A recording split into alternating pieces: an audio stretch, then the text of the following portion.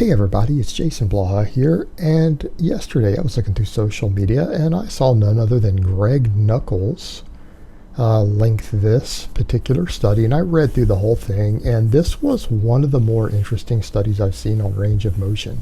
And like I tell you guys all the time, doing full range of motion, or the full effective range of motion on an exercise, actually produces the best size and strength, or at least has the potential to.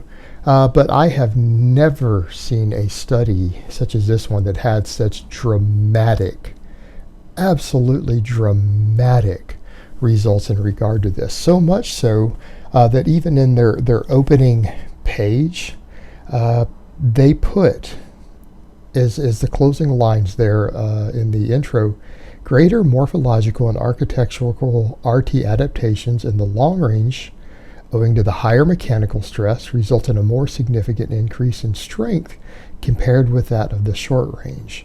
The practical implications for this body of work follow that long range should be observed in resistance training, where increased muscle strength and size are the objective, because we demonstrate here that range of motion should not be compromised for greater external loading.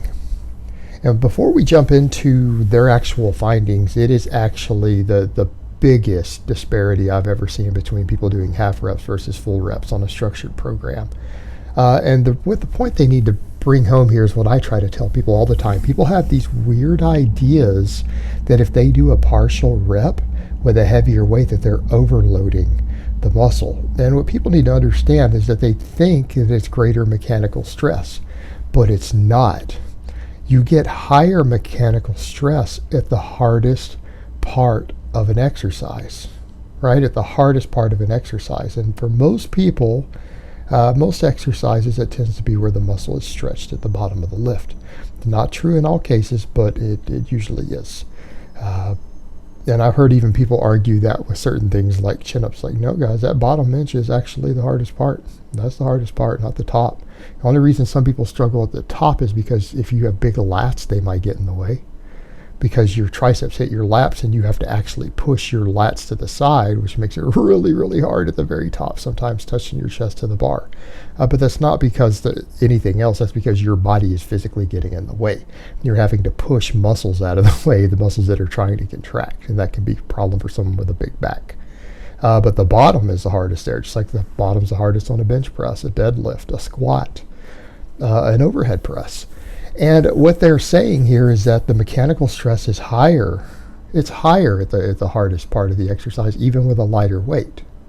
There's oftentimes more actual mechanical stress being put on the muscle. So in other words, if your 5 rep max on the bench is 300 paused off the chest, but it's 400 doing half reps for 5 reps, you're actually putting more mechanical tension with the 300 pounds at the bottom on the pecs and the triceps, and that 400 is in the mid-range where you're stopping.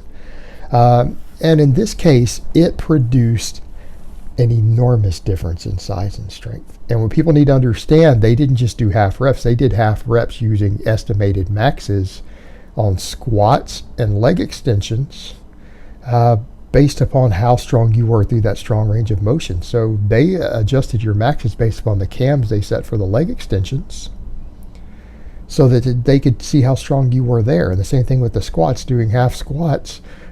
They tested your half squat max, not your full range of motion. And the differences they found were enormous. And they took a bunch of 19-year-olds who were recreational, full range of motion trainers. Actually, it doesn't say that. They're recreationally active. And then they did split them into 2 groups. And they were average age of 19, healthy young men, who had been recreational lifters. They put them on an 8-week program. And then they had 4 weeks of detraining. And what they found, because they only measured leg muscles, they did squats and leg extensions and all this stuff. And then they had a control group. And what they found is that when they measured the thickness of the muscle fibers, again, the cross-sectional area, the group that did this 8-week training program, with full range of motion training, they saw a 59% increase in cross-sectional area in the full range of motion. And in the partials, the guys who did the half squats and half leg extensions, they only saw a 16% increase. Now keep in mind, guys, they were doing heavy 10 rep sets and things even with the partials. So again, these were pretty much close to 10 rep maxes. So they used a heavier weight for the partials. What everyone tries to call overload training. Guess what? It's not. It's less actual mechanical tension on the muscle because you're doing it through the easy part where your bones are at different angles. And it's what I've been trying to tell people for a long time, and people don't want to listen. This is exactly what this study found. Now, how much is 59% versus a 16%? 4 times. Let that sink in. The full range of motion group gained 4 times as much muscle in that 8 weeks. 4 times as much muscle mass doing full range of motion. That is dramatically more than I have ever expected to hear. I always tell guys it's going to be a little bit more, probably maybe 10% more muscle growth doing full range of motion. In this case, it was 4 times. So basically over a 400% increase. Well, actually over a 300%. That's a lot. And what did it do to strength? Because a lot of people say, well, no, you're lifting a heavier weight through that, so you're going to get stronger, right? Well, the strength was different too. The strength was different also. The full range of motion group saw an 18% average increase in strength. The partial group, the half rep group, even with the heavier weight, only saw about a 4% increase in strength. Again, massive. What about detraining? Because they had them detrained for 4 weeks and tested them again. The people who trained full range of motion detrained slower. They kept their gains better with the 4 weeks of no training. Now, back to the point, why would this happen? Why would this happen? Because people are like, you're still exhausting a muscle. I mean, if you take a 10 rep set to failure with a heavy weight for a half rep, it should still be stimulating a lot of muscle growth. And what people don't understand, it can't stimulate the same muscle growth. Because you're dealing with shorter ranges of motion. You're not getting to all the various muscle fibers within there. You're exhausting the muscle fibers you can reach. The muscle fibers involved with doing half of the range of motion. But they're not working any harder. And that's the point that people don't grasp, no matter how much you explain to some of these kids who buy into all these partials. Those muscles aren't working harder. In other words, doing 400 pounds on the top half versus 300 for the full range of motion, you're not actually working harder. Because if you're able to lift more weight, I want people to understand this, if you are physically capable of lifting more weight by shortening the range of motion, your muscle can't produce more force. Like, do you think shortening the range of motion allows the muscle to produce more force? It can't. A muscle fiber produces the amount of force it can produce, and a 5 rep max is a 5 rep max. You can lift more weight because you have a leverage advantage and you're doing less work. In other words, it takes less work to move 300 pounds 8 inches instead of 16 inches, right? It takes less work. But on top of that, just like you think of with a jack or a lever, your bones are levers.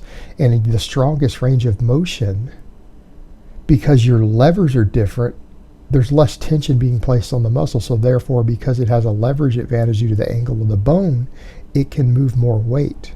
There's less tension being placed on it. You actually have to use more weight to try to get even close to the same tension. But ultimately, you can't, because the muscle can't recruit as many total muscle fibers through a shorter range of motion, because some of the muscle fibers through that muscle only work at certain joint angles. So you need to push all of them. And if you do the full range of motion, some people say, well, what about the top? You're stronger. That's getting wasted. No, because you're fatiguing the other muscle fibers and a lot of the ones that can do the full range of motion through the hardest part. So doing that 300 pounds through the hardest part actually fatigues a lot of muscle fibers, so that the only ones that are left to train at the top are the ones that can do the top half.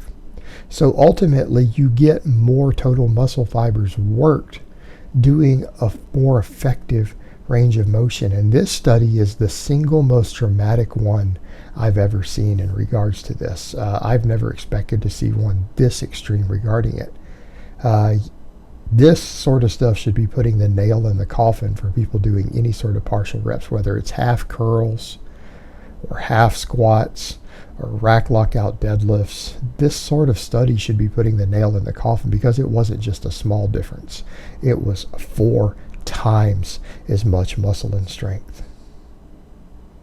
That is mind-boggling. Yet people still do this silly shit. Alright guys, but that's really all I have to say on that today. I hope it's been informative, and I will talk to you guys next time.